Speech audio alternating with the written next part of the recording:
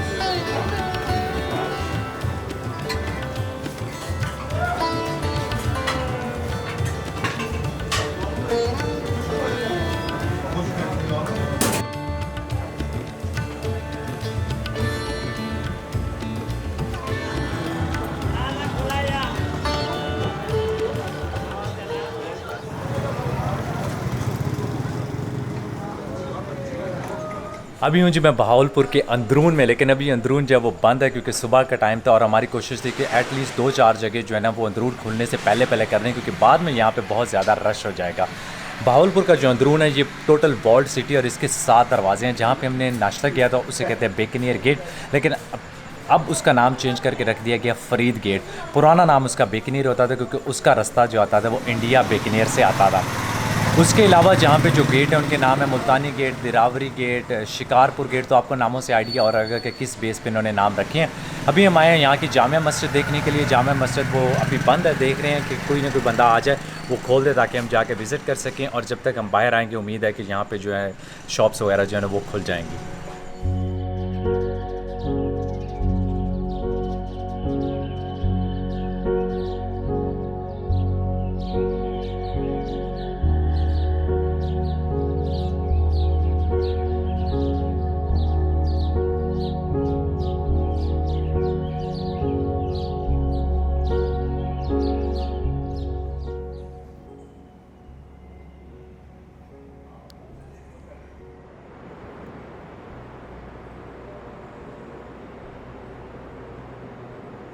जामिया मस्जिद अल सादिक जो है ये 200 साल पुरानी मस्जिद है, और इसकी बुनियादें एक्चुअली रखी थी एक सूफ़ी सेंट थे, उन्होंने बनाई थी।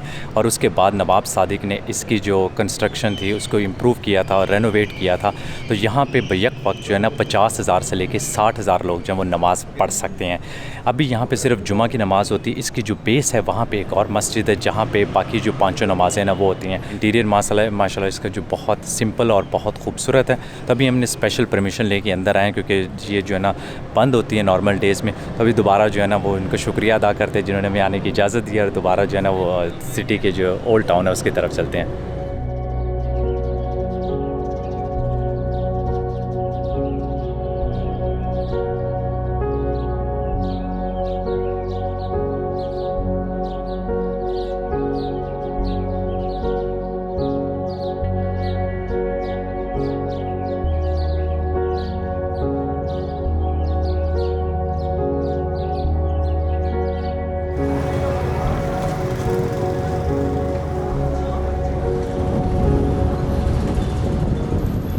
बहावलपुर की बुनियादें रखी थी 1748 में पहले नवाब बहावल में, जो शिकारपुर के रीजन से हिजरत करके यहाँ पे आए थे।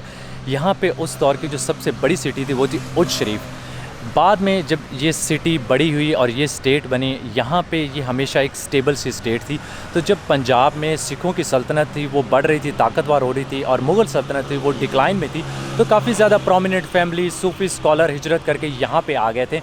उसी दौर में जो नवाब बहावल, तीसरे नवाब बहावल थे, उनको डर था कि कहीं सिख जो है यहाँ पे आके कब्ज़ा ना कर लें, तो उन्होंने ब्रिटिश एम्पायर के साथ एक डील की थी कि ये जो एरिया ये हमेशा एक फ्री स्टेट रहेगा, यहाँ पे नवाब की ही हुकूमत रहेगी, लेकिन वो ब्रिटिश के दोस्त होंगे और सिखों के ख़िलाफ़ जो है उनकी सल्तनत को गिराने में हेल्प करेंगे ब्रिटिश की। तो इसको एक प्रिंसली स्टेट का जो है वो दर्जा दे दिया गया था और ये हमेशा फिर जो है आज़ाद रही थी। बाद में जब पाकिस्तान और इंडिया बना था तो हर प्रिंसली स्टेट को ये हक़ दिया गया था कि वो किसी भी कंट्री के साथ शामिल हो सकते हैं। तो नवाब सादिक जो यहाँ के लास्ट आखिरी नवाब थे, उन्होंने फ़ैसला किया था पाकिस्तान में शामिल होने का। तो उसके बाद यहाँ पे जो काफ़ी ज़्यादा सिख और हिंदूज़ रह गए थे वो हिजरत करके इंडिया चले गए थे, और इंडिया से बहुत सारे मुस्लिम जो है वो यहाँ पे आके सेटल हो गए थे। तो 1955 तक यहाँ पे जो लास्ट अब्बासी ख़ानदान के नवाब सादिक थे उनका रूल रहा था। इवन कि ये 47 में शामिल हो रहे थे, लेकिन उनका रूल जो है 55 तक यहाँ पे रहा था और उसके बाद से वो ख़त्म हो गया था। तो अभी हम आए हैं यहाँ की सेंट्रल लाइब्रेरी देखने के लिए, तो वो चल के देखते हैं।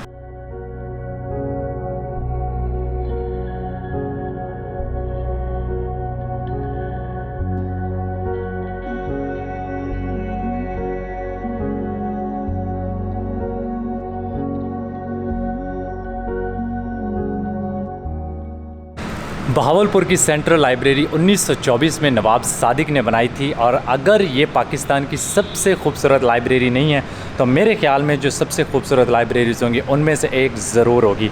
इंतहाई खूबसूरत इसका इंटीरियर है, किताबों से भरी पड़ी है, बड़ी लगता ही नहीं लिटरली कि ये गवर्नमेंट की कोई प्रॉपर्टी है कि आप यहाँ पे आएँ। बड़ा सुकून वाला माहौल है, बैठ के बंदा जो है, स्पेशली अगर आपको किताबों वगैरह का शौक़ है, पढ़ने का शौक़ है, तो बैठ के आधा दिन पूरा दिन जो है ना बंदा आराम से गुजार सकता है। और अगर आप बहावलपुर विज़िट कर रहे हैं तो ये मस्ट विज़िट जगह है। यहाँ पे बैठ के जो है ना कुछ देर, अगर आपके पास बहुत ज़्यादा टाइम नहीं है तो फिर भी इसका इंटीरियर वगैरह देख के बंदा आराम से जो है ना कोई 1-1.5 घंटा यहाँ पे गुजार सकता है। और इनके पास काफ़ी माशाल्लाह जो है ना नई किताबें जो अभी रिलीज़ हुई हैं तो वो पड़ी हुई हैं। यहाँ के लोग भी काफ़ी अच्छे थे। एक तो ये कि यहाँ पे कैमरा यूज़ करने की इजाज़त नहीं थी, तो मुझे ना थोड़ी सी परमिशन दी कि मैं जाके अंदर जो है ना वो कैमरे से रिकॉर्डिंग वगैरह कर सकूँ, तो उसके लिए इन लोगों का बहुत शुक्रिया।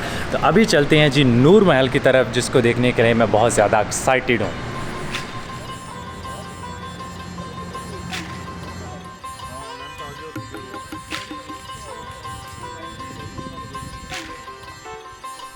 बहावलपुर में हैं 3 महल, नूर महल, गुलजार महल और दरबार महल। आप जो मेरे पीछे देख रहे हैं इसे कहते हैं नूर महल, और टूरिस्ट जो हैं वो सिर्फ यही महल विज़िट कर सकते हैं। बाकी जो है ना, एक्चुअली ये तीनों महल जो हैं वो ये आर्मी के कंट्रोल में है, लेकिन बाकी महल को विज़िट करने के लिए आपको परमिशन चाहिए होती है। इसको पब्लिक जो है वो विज़िट कर सकती है। इस महल को बनवाया था नवाब सादिक ने अपनी आखिरी बेगम के लिए, जो कि एक ब्रिटिश रॉयल फैमिली की मेंबर थी, और ये बना था, इसकी जो बुनियादें रखी गई थी 72 में रखी थी, और जाकर ये 75 में कंप्लीट हुआ था। इसके जो आर्किटेक्चर थे वो इंग्लिश एक आर्किटेक्ट था, जो कि बहावलपुर की स्टेट का ही आर्किटेक्ट था। उसकी जो बेगम, इसकी स्टोरी थोड़ी सी इंटरेस्टिंग है। जब वो यहाँ पे आई थी तो वो सिर्फ एक रात रही थी, और उसके बाद वो इस महल में कभी नहीं रही। उसकी रीज़न ये थी, बिल्कुल इसके सामने एक बहुत बड़ा कब्रिस्तान है, मुझे अभी उसका नाम भूल गया, तो वो सामने नज़र आ रहा था। आजकल यहाँ से आपको नज़र नहीं आता, क्योंकि दरमियान में एक जो है सोसाइटी वगैरह बन गई है। तो इसे कहते हैं कि एशिया का उस टाइम पर वो जो सबसे बड़े कब्रिस्तान थे उनमें से एक था। तो इस वजह से वो डर के वो दोबारा यहाँ पर कभी नहीं रही। तो उसके बाद यहाँ पर कोई रॉयल फैमिली एक्चुअली नहीं रही थी। इस पे ख़र्चा आया था तकरीबन 1.6 मिलियन पाकिस्तानी रुपीस, जो 2016 में जब उसका एस्टिमेट किया गया था वो 8.1 US मिलियन डॉलर में बनती थी अमाउंट। तो एक्चुअली ये बहुत महंगा नहीं बना था, लेकिन इंतहाई खूबसूरत है। और इसके अंदर है 32 रूम्स, 16 इसकी बेसमेंट में। अभी मुझे ये नहीं पता कि पब्लिक के लिए उन्होंने कितना खोला, तो अंदर चल के जाके देखते हैं। कोशिश करूँगा कि जितना मैं इंटीरियर इसका कैप्चर कर सकता हूँ वो करके आप लोगों को दिखाऊँ, जितने की हमें इजाज़त होगी।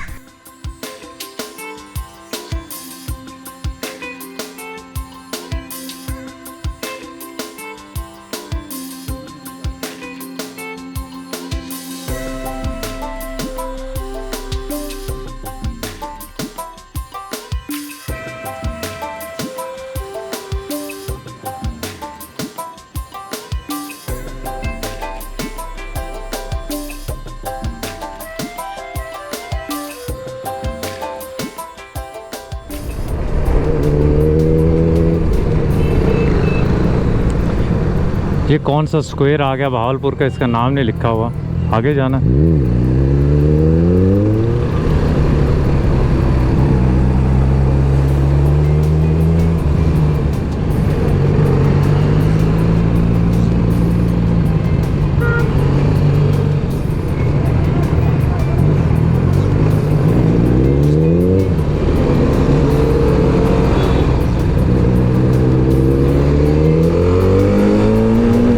अस्सलाम वालेकुम जी, कैसे हैं? ठीक ठाक, अल्लाह का शुक्र है। अभी हम लोग डलवा रहे हैं यहाँ से पेट्रोल, और आपका मैं तारुफ़ करवा दूँ, ये हैं हमारे हारिस भाई, डॉक्टर उमर साहब। अपने वो जो सुपर बाइक आप देख रहे हैं पीछे, कावासाकी Z1000, और इनको तो आप जानते हैं, आप मिल चुके हैं ऑलरेडी, अबू बकर साहब। इनका नाम है भाई, आपका भूल गया, अली ज़फ़र।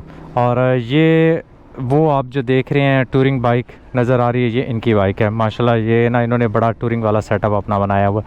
तो अभी यहाँ से पेट्रोल डलवाते हैं और उसके बाद हम लोग निकलेंगे जी लाल सुहानरा नेशनल पार्क की तरफ। बिस्मिल्लाहिर्रहमानिर्रहीम, सुभानअल्लाह। या अल्लाह पाक खैर खैरियत से आज का दिन गुजारना। अभी हम लोग जी निकल रहे हैं बहावलपुर से, और हमारा पहला स्टॉप होगा लाल सुहानरा नेशनल पार्क, और उसके बाद हम लोग इंशाल्लाह जाएंगे जी दिरावर फोर्ट पे, जहाँ पे कोशिश करेंगे जो आज का सनसेट हमारा होगा ना वो वहीं पे हो। और ये मेरे सामने जो है 3 बाइकों वाले जा रहे हैं, चौथा ये अभी गुजर के गया है, और सबसे पीछे हम हैं अपनी BMW G3110 में कह रहा हूँ। यहाँ से लाल सुहानरा तकरीबन कोई 30 मिनट का मुझे बता रहे हैं कि, तो बहुत दूर नहीं है, इंशाल्लाह हम थोड़ी देर तक वहाँ पहुँच जाएंगे।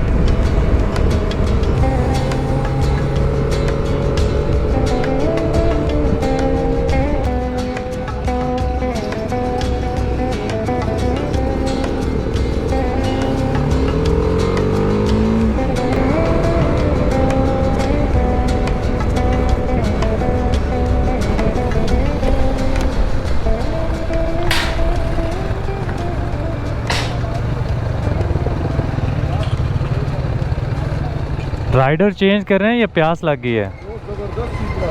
अच्छा सरदाई, चलें जी। इसकी बड़ी वीआईपी सरदाई है, हम वहाँ से भी यहाँ पर आते हैं। हाँ जी, अब यहाँ से पीते हैं सरदाई। हारिस भाई लेके हैं अपनी फेवरेट जगह से सरदाई पिलाने के लिए, और यहाँ से मेरे ख्याल में ज़्यादा दूर नहीं है अब नेशनल पार्क जो है ना। पार्क तो स्टार्ट है 2 किलोमीटर बाद, अच्छा 5-7 किलोमीटर आगे जाना था। चलें, सही है, ठीक है। हमने तुमको ब्लैक बक एंक्लोजर में जाना है। अब ये देखिए मैंने बैग के साथ जो है ना एक एक्स्ट्रा बंजी कॉर्ड लगा दी है, और ये थोड़ी सी बड़ी कॉर्ड है तो इसने इसको संभाला हुआ है। तो आई थिंक मेरा टूर जो है ना निकाल जाएगा, उसके बाद हम अगले टूर के लिए नए बैग लेंगे। 130-140 तक तो ये वेस्पा जाता है यार। छोटा सा ही है, 150 सीसी है ना। 150 देख लें, 150 GS किधर गई? वो GS के मुकाबले क्या है? दोनों बराबर ही जा रहे हैं। ये कि उसकी 110 पे बस हो जाती है, 110 बस।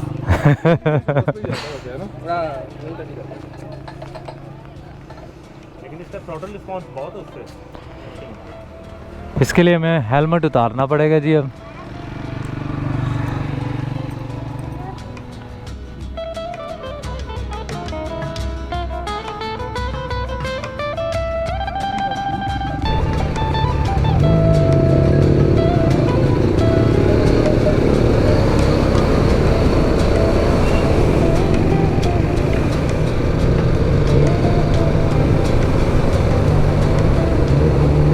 ये आ गया जी लाल सुहानरा नेशनल पार्क, और अभी हम लोग मेरे ख्याल में इस नहर के किनारे किनारे जो है ना वो राइड करते आगे जाएंगे।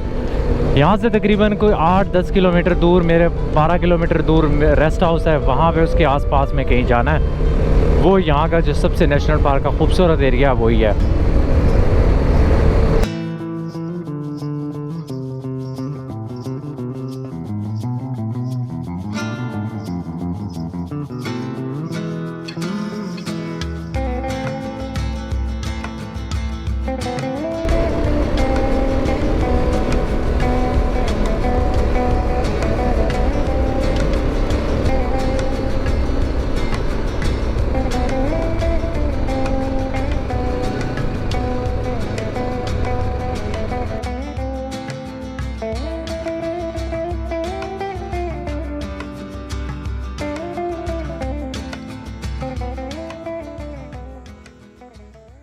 चोलिस्तान में किसी दौर में ब्लैक बक हिरन बहुत ज़्यादा आम होता था।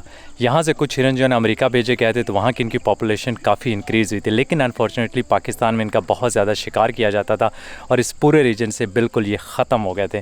फिर बाद में कुछ अमेरिका और नैदरलैंड्स के स्कूल के बच्चों ने फ़ंड वगैरह जमा किया था और एक पाकिस्तान में ये एक सेंचुरी बनाई थी, और साथ में अमेरिकियों ने कुछ 10 जोड़े जो है ना वो गिफ्ट किए थे 1972 में आई थिंक। अब यहाँ पे इनकी पॉपुलेशन काफ़ी इंक्रीज़ हो रही है, तो उम्मीद करते हैं कि अगले कुछ अरसे में मे भी हमें दोबारा ये जो है ना वाइल्ड में नज़र आएँ। अभी तक सिर्फ ये है कि आपको इसी सिर्फ सेंचुरी के अंदर नज़र आएंगे और इसके बाहर मे भी कोई नज़र आएँ, लेकिन बहुत कम है।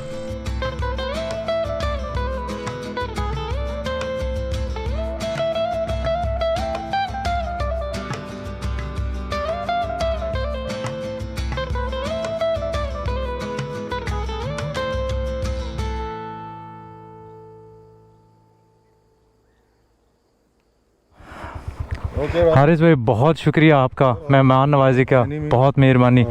इंशाल्लाह ज़रूर दोबारा मुलाकात होगी। डॉक्टर साहब बहुत शुक्रिया, और जल्दी से आप भी ना एडवेंचर बाइक ले लें। ना मुझे लगता है इसकी बैटरी जो है ना, बैटरी चली गई, कोई नहीं, हम वो धक्का स्टार्ट करते हैं। मैंने ना इसके ऊपर वो लगा ही रखा है अपने ड्रोन की बैटरी को, वो याद ही नहीं रहा ऑफ़ करना ना। हाँ जी, वो मैंने चेक कर लिया है, इसका फ्यूल पंप में कोई इशू नहीं है। हाँ जी, चलें, धक्का स्टार्ट होगी हमारी का।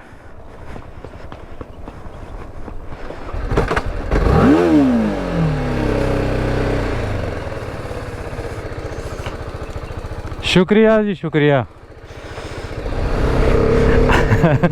धक्के स्टार्ट चल रही है कि अब स्टार्ट होगी, तो अभी हमारा प्लान ये है कि आगे हम जाएंगे दिलावर फोर्ट की तरफ, और वो यहाँ से तकरीबन हमें कोई 1.5 घंटा तो एटलीस्ट लगेगा। तो दुआ करते हैं, यहाँ पे 3:30 हो गए हैं, कि अगले हम 5 बजे तक वहाँ पहुँच जाए तो हमें तकरीबन 40-45 मिनट लाइट मिल जाएगी, तो सनसेट जो है ना वहाँ पे देख सकते हैं, एंजॉय कर सकते हैं उसको।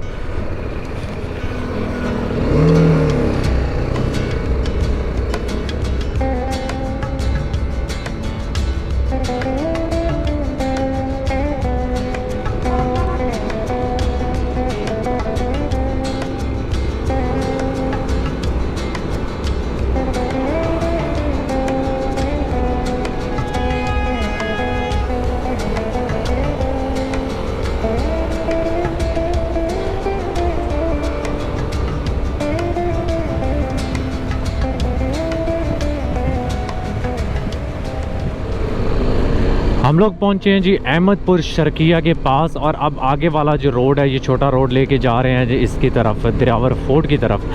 आई थिंक यहाँ से बहुत ज़्यादा दूर नहीं है, उम्मीद है कि हम अगले को 20-25 मिनट में वहाँ तक पहुँच जाएंगे। और अभी तक रोड की कितनी कंडीशन माड़ी नहीं है, बस ये है कि पहले रोड से छोटा है, क्योंकि पिछला रोड जो है ना वो इंतहाई मज़े का है, उस पर तो आप जो है ना 100-150 भी मार सकते हैं। बस ये है कि आगे से कोई खोती रेडी वाला आ जाएगा, कोई साइकिल वाला आ जाएगा, तो फिर आप मंजी पे होंगे, मंजी किसी के कंधे पे होगी, और यूँ जो है ना आप एक यादगार बन जाएंगे।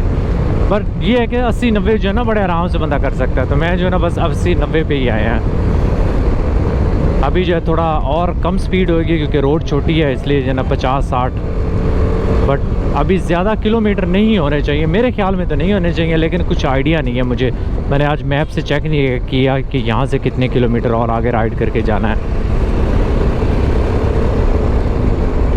क्योंकि मेरे आगे जो है वो मेरा एज अ मैप और गाइड और सब कुछ जो है ना वो काम कर रहे हैं, तो बस मैं उनको फॉलो कर रहा हूँ। तो हम फॉलो करते करते इंशाल्लाह थोड़ी देर में दिलावर फोर्ट पहुँच जाएंगे।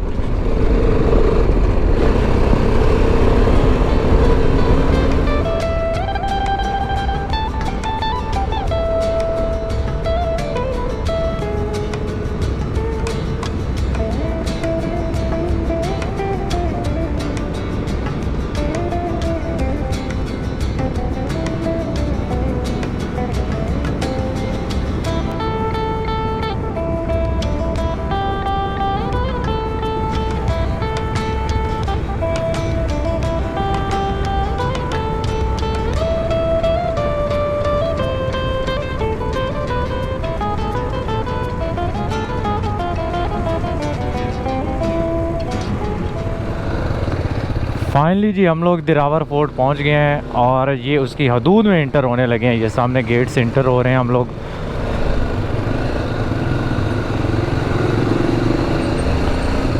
ये सामने उनकी वॉल्स हैं। कोई खूबसूरत सी जगह देखते हैं जहाँ पे हम खड़ी करके कोई फ़ोटोज़ वगैरह बना सकें।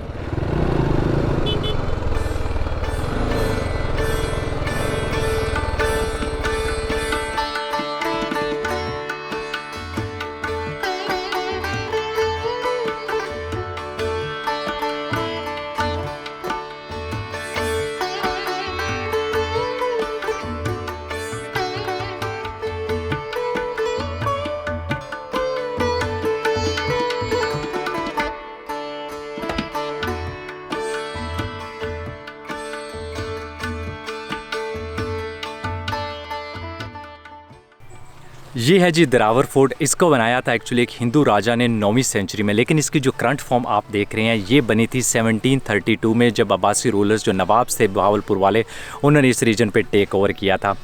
अभी इस पे काफ़ी ज़्यादा जो है, स्पेशली जो इस रीजन है इसमें टूरिज़म पे काम हो रहा है, तो अंदर जो है ना रेनोवेशन का काम वगैरह चल रहा है। टूरिस्ट जो उनको लाए वो अंदर जा सकते हैं। और उसके अलावा जो पाकिस्तान की सबसे बड़ी जीप रैली होती है, चौलिस्तान की जीप रैली, वो यहाँ से स्टार्ट होती है। तो मोस्टली उन दिनों यहाँ पे बहुत ज़्यादा रश होता है। हम जब आए हैं तो ऑलमोस्ट सनसेट हो चुका होता है। अभी भी आप देख रहे हैं कि बहुत थोड़ी सी लाइट बची है, तो उसमें कोशिश करें कि जितना हम रिकॉर्ड कर सकें ताकि आप लोगों को दिखा सकें।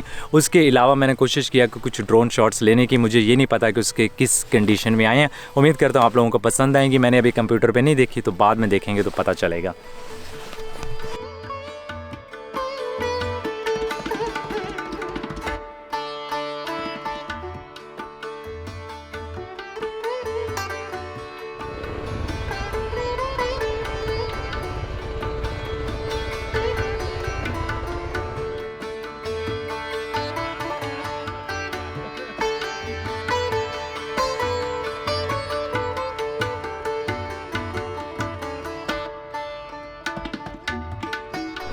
हम लोग जी अभी उज शरीफ से तकरीबन 3 किलोमीटर दूर हैं और मेरे साथ हैं अबू बकर, और इनका पेट्रोल जो है वो ख़त्म हो गया है। तो अब मेरी बाइक को पकड़ के जो है ना आगे की तरफ जा रहे हैं। पहले तो प्लान था कि मैं चला जाऊं, जाके वहां से पेट्रोल ले आऊं, लेकिन फिर हमने ये जुगाड़ लगाई है। अब मेरे साथ साथ आ रहे हैं। आपको पता नहीं अंधेरे में नज़र आ रहे होंगे कि नहीं, लेकिन इनकी बाइक ज़रूर नज़र आ रही है। खैर मैं थोड़ा सा साइड पे निकल गया था। चलें जी, पकड़ लिया, चलें।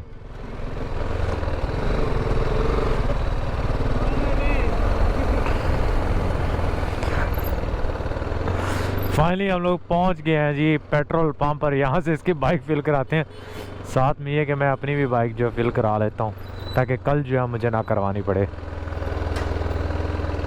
रात के 1:45 बजे और हम लोग फाइनली जाके उज शरीफ पहुँचे हैं। आज का दिन बहुत लंबा, बहुत अच्छा, और इसमें एक ऐसा क्रेज़ी इंसिडेंट हुआ जिसकी वजह से हम लोग यहाँ पे काफ़ी लेट पहुँचे। हम लोगों को यहाँ पे 8:30-9 बजे के करीब पहुँच जाना चाहिए था, लेकिन उस इंसिडेंट के बारे में अभी आपको नहीं बताना चाहता। ज़िंदगी में कभी मौका मिला और सही टाइम आया तो मैं ज़रूर आप लोगों के साथ शेयर करूँगा।